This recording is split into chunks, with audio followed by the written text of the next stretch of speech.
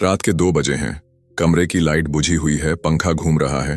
सब लोग गहरी नींद में सो चुके हैं, लेकिन तुम जाग रहे हो। तुम्हारी आंखें छत पर टिकी हुई हैं और दिमाग रुक ही नहीं रहा। सोचते सोचते, सवाल पूछते पूछते, डर बनाते बनाते एक खामोश जंग चल रही है। दिल कह रहा है सो जा, दिमाग कह रहा है अभी बहुत कुछ सोचना बाकी है। यही है ओवरथिंकिंग की आग, जिसमें आज लाखों लोग जल रहे हैं। एक छोटे से गांव में एक लड़का रहता था। नाम की जरूरत नहीं, क्योंकि ये कहानी सिर्फ उसी की नहीं है, ये हम सब की है। वह लड़का मेहनती था, सपने बड़े थे और इरादे पक्के, लेकिन उसकी सबसे बड़ी दुश्मन कोई और नहीं बल्कि उसका खुद का दिमाग था। हर काम करने से पहले उसका दिमाग 10 सवाल खड़े कर देता। अगर मैं ये करूं और हार गया तो क्या होगा? अगर ये लोग मजाक उड़ाएंगे तो? अगर मुझे रिजल्ट नहीं मिला तो? अगर मेरी कोशिश बेकार हो गई तो?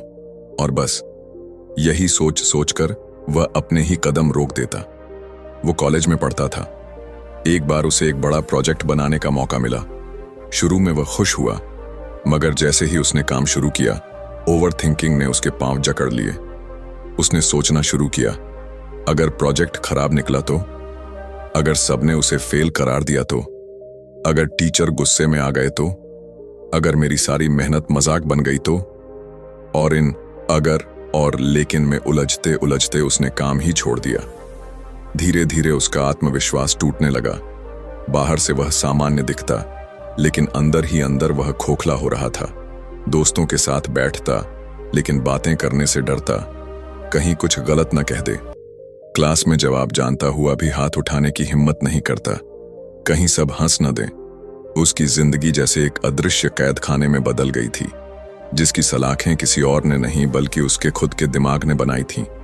फिर एक दिन उसके साथ कुछ ऐसा हुआ जिसने उसकी सोच बदल दी। गांव के मेले में एक बूढ़ा साधु आया। साधु ने लोगों को समझाते हुए कहा, बच्चों, दिमाग की सबसे बड़ी बीमारी है सोचना। सोचना बुरा नहीं, पर जरूरत से ज्यादा सोचना, हर बात में शक करना, हर कदम पर डरना, ये इंसान को अंदर से तोड़ देता है। वह लड़का भीड़ में बैठा सब सुन रहा था। साधु ने आगे कहा, एक आदमी अगर नदी पार करना चाहे और बीच में सोचने लगे कि अगर मैं डूब गया तो, अगर मगरमच्छ आ गया तो, अगर नाव पलट गई तो वो कभी किनारे तक नहीं पहुंच पाएगा। सोच का मकसद है रास्ता साफ करना, लेकिन ओवरथिंकिंग रास्ते में कांटे बो देती है। ये बातें उस लड़के के दिल को छू गईं। उसने तय किया कि अब चाहे डर कितना भी हो, वह काम करके ही देखेगा। अगले दिन से उसने छोटे छोटे कदम उठाने शुरू किए। उसने क्लास में एक बार जवाब दिया, भले आवाज कांप रही थी।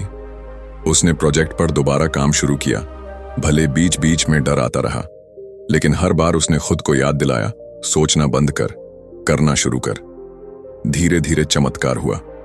जितनी बार वह काम करता, उतनी बार उसका डर घटता गया। जितनी बार उसने कोशिश की, उतनी बार उसका दिमाग शांत होता गया।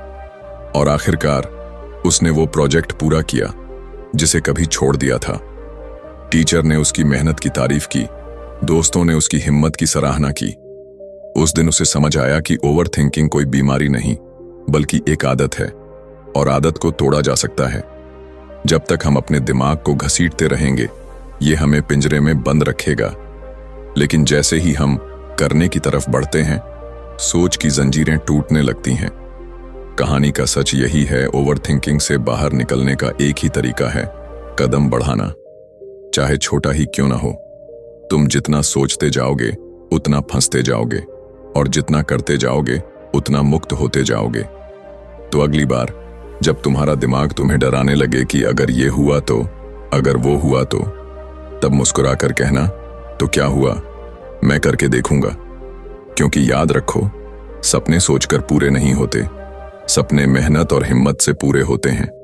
और जब तुम ये समझ जाओगे, तब ओवरथिंकिंग का जाल खुद ब खुद टूट जाएगा और तुम अपने असली सफर पर चल पड़ोगे।